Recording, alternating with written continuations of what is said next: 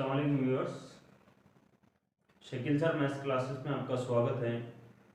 आज का हमारा टॉपिक है हिसाबी तसाउद। जैसे कि मैं गुज़िश्ता वीडियो में भी आपको बताया कि हिसाबी तसाउद इस टॉपिक पर हम वीडियोस की एक सीरीज़ बना रहे हैं। हम इससे पहले भी जो कि 3 वीडियो बना चुके हैं, 3 वीडियोज़ हमने अपलोड कर चुके हैं और ये चौथा वीडियो आज हम इस पर बना रहे हैं, और जिसमें हम मश्क 3.2 के कुछ सवाल हल करेंगे। तो चलिए हम सवाल हल करते हैं। तो ये मश्क 3.2 का 7वां सवाल आज हम इस वीडियो में हल करने जा रहे हैं। तो सवाल क्या है कि एक हिसाबी तसाउद का 11वां रुकन 16 है, 21वां रुकन 29 है, तो इस हिसाबी तसाउद का 41वां रुकन मालूम कीजिए। देखिए ये थोड़ा अलग तरह का सवाल है। इससे पहले जो सवाल हमने हल किए उसमें एक हिसाबी तसाउद दिया जाता था और आपको ए और डी की कीमत पता होती थी। मतलब ए की कीमत तो हम T1 जो होता था वही ए की कीमत होती थी, और दो मुतवातिर आदाद के दरमियान का हम फर्क निकाल लेते, उसमें से हमको डी मिल जाता। ए और डी की कीमत निकालने के बाद हम हिसाबी तसाउद का जो nवां रुकन मालूम करने का ज़ाब्ता है उस ज़ाब्ते के अंदर वो वैल्यूज को रखते थे और उसके बाद हिसाबी तसाउद का कोई भी रुकन हम पता करते थे आसानी से। लेकिन यहाँ ऐसा कुछ नहीं है। आपको ना यहाँ पर ए की कीमत दी गई है, ना ही आपको डी की कीमत दी गई है।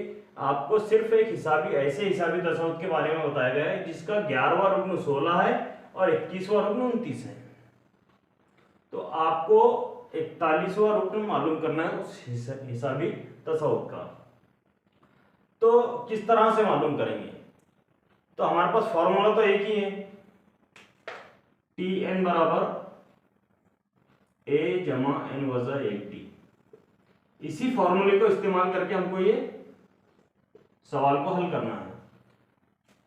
तो जो चीजें सवाल में दी गई है अब उनकी मदद लेंगे, उनसे मदद लेकर हम जो है 41वां रुकन मालूम करेंगे।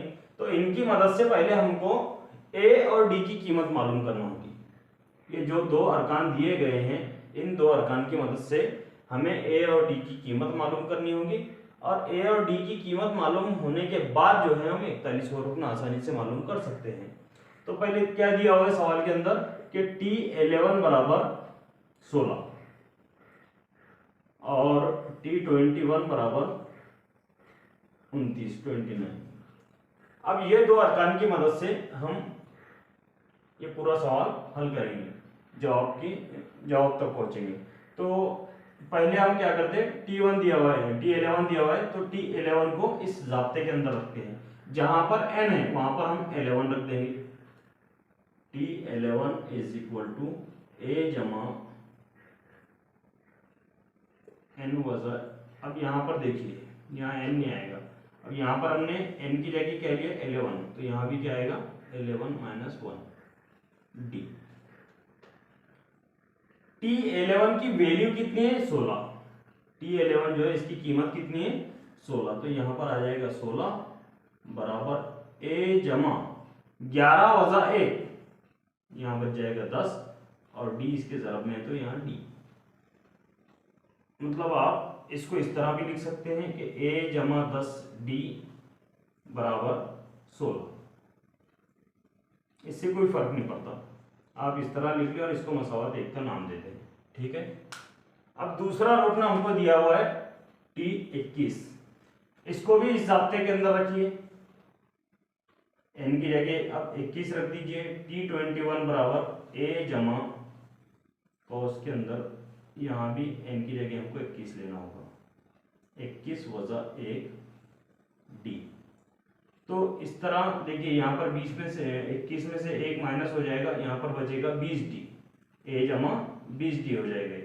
तो हम यहाँ लिख देते हैं a जमा 20 डी बराबर T21 की कीमत कितनी है 29। ये मिलके हमको दूसरी मसावत। जिस तरह हम हमजाद मसावतें हल करते हैं इसी तरह इसको भी हल करेंगे। अब देखिए मसावत 1 है और मसावत 2 है। अब हम क्या करेंगे कि मसावत 2 में से मसावत 1 को माइनस कर देंगे। मसावत 2 में से मसावत 1 को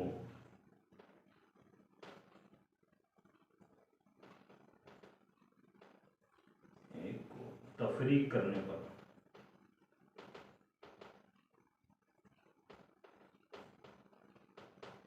क्यों तफरीक करेंगे? क्योंकि यहां से क्या होगा कि या तो ए से ए कैंसिल करना है हमको, या तो डी से डी कैंसिल करना है।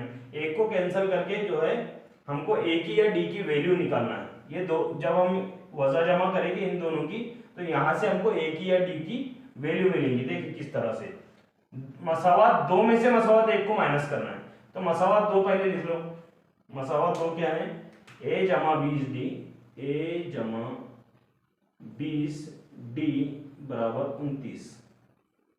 और दूसरी पहली मसावात है ए जमा 10 डी बराबर 16। हमने लिखा कि मसावात दो में से मसावात एक को माइनस वज़ा करना है, तो जितने नीचे वाले मसावात है इसको अगर वज़ा कर रहे तो इनकी अलामतें चेंज हो जाएगी। तो ये ए जमा का है तो ये वज़ा हो जाएगा, ये 10 जमा के ये 10 भी वज़ा हो जाएंगे, और ये 16 भी वज़ा हो जाएगी। अब देखिए ए जमा का है और ये नीचे वाला ए वज़ा का है, तो ये जमा वज़ा कैंसिल हो जाएंगे। 20 डी में से 10 डी माइनस हो जाएगी, तो यहाँ बचेगा 10 डी बराबर 29 में से 16 गए तो यहाँ पर बचेंगे 13। 10 डी बराबर 13।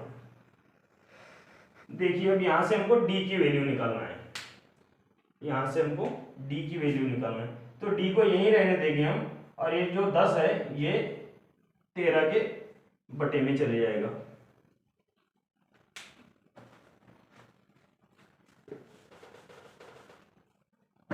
इसको इधर लिख देते हैं, T21 बराबर 29। अब ये देखिए यहाँ पर डी बचेगा और ये 13 के बटे में जाएगा 10, तकसीम में जाएगा इसके साथ। तो इसको 10 के पहाड़े से कट कर देते हैं हम, 10 एक 10 और 10 एक 10। अब यहाँ पर बच गए 3, तो 3 तो आते नहीं 10 के पहाड़े में, तो क्या करते हैं हम ऐसी सूरत में यहाँ पर अशरिया लगाएंगे और इसको 0 लगा देंगे, ये हो जाएगा 30। अब 10 का पहाड़ा 3 तक पढ़ेंगे, 10 दिया 30, तो डी की कीमत हमको मिल गई यहाँ पर, डी बराबर 1.3, ये मिल गई डी की कीमत। अब डी की कीमत मिल गई हमको, तो इस डी की मदद से अब हम ए की कीमत मालूम करेंगे। इस डी की मदद से ए की कीमत मालूम करेंगे, तो इस डी की कीमत को हम क्या करेंगे, किसी भी आप मसावत में रख दीजिए, आपको ए की कीमत मिल जाएगी। तो मसावत एक में रख दो, डी की वैल्यू को, डी की कीमत को यहाँ पर लिखना होगा आपको, ये स्टेटमेंट है कि डी की कीमत को मसावत एक में रखने पर, मसावत एक क्या है, ए जमा 10 डी, ए जमा 10 डी बराबर 16।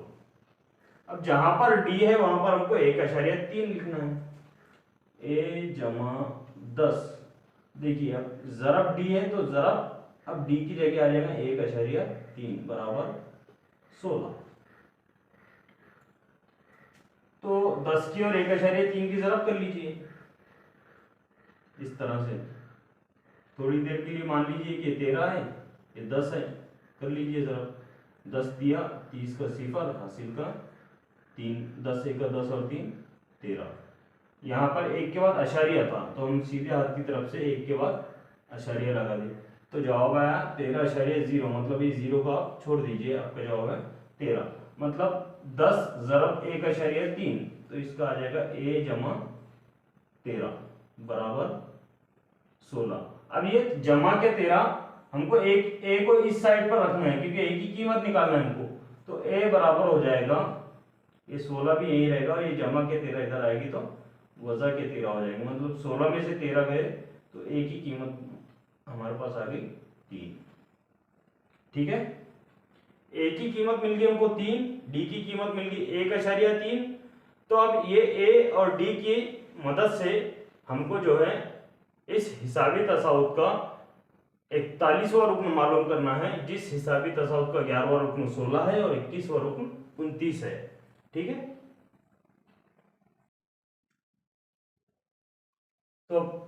ए और डी की कीमत हमको मालूम होगी, तो हम इस फॉर्मूले के अंदर टी एन बराबर ए जमा एन वजा एक डी, इस फॉर्मूले के अंदर टी 41 की कीमत मालूम करेंगे। इस फॉर्मूले के अंदर ए और डी की कीमत रख के टी 41 मालूम करेंगे।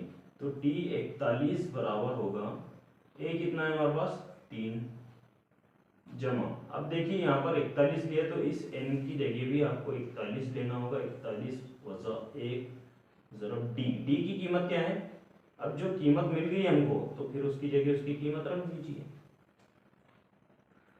ठीक है, ये रुकन तो हमको मालूम करना है 41वां, टी 41 बराबर 3 जमा ऐसे रहने दे, 41 में से 1 गया तो यहाँ बचेंगे 40 ज़रब 1.3। थोड़ी देर के लिए समझ लीजिए 13 है। ठीक है, तो 13 सिफर सिफर, पहले इसको ऐसे ही लिख ले, टी 41 बराबर 3 जमा 13 सिफर सिफर, 13 चौक 52। अब एक के बाद आशार्य, तो यहाँ आशार्य लगा दे, मतलब ये कि 1.3 और 40 की अगर ज़रब करें तो जवाब आता है 52। ठीक है, अब बचा 3 जमा 52, तो हमको टी 41 मिल गया यहाँ पर, टी 41 बराबर 55। सवाल क्या था कि एक हिसाबी तसाउत का 11वां रुकन 16 है, 21वां रुकन 29 है, तो उस हिसाबी तसाउत का 41वां रुकन मालूम कीजिए। तो ये हमारे सवाल का जवाब यहाँ पर आ गया कि टी 41 बराबर आया 55। तो जिस हिसाबी तसाउत का 11वां रुकन 16 और 21वां रुकन 29 है, उस हिसाबी तसाउत का 41वां रुकन है 55। तो ये हमारे सवाल का जवाब हमें मिल गया। तो इस तरह के सवाल में क्या होता है, थोड़ा ये लंबा जाना होता है। इसमें पहले आपको ए और डी की कीमत निकालना होती है, और ए और डी की कीमत आपको मिल गई तो आप हिसाबी तसाउत का कोई भी रुकन मालूम कर सकते हैं। ठीक है, तो इस तरह का ये सवाल था, इसमें घबराने की कोई बात नहीं है। जो चीज़ें सवाल के अंदर हमको दी हुई है उसका इस्तेमाल करके थोड़ा सोच समझ के साथ किस तरह से उसको फॉर्मूले के अंदर आप रखें और किस तरह से उसको हल करें। इसी तरह का एक आधा और सवाल जो आएगा तो हम उसको भी नेक्स्ट वीडियो में हल करने की कोशिश करेंगे।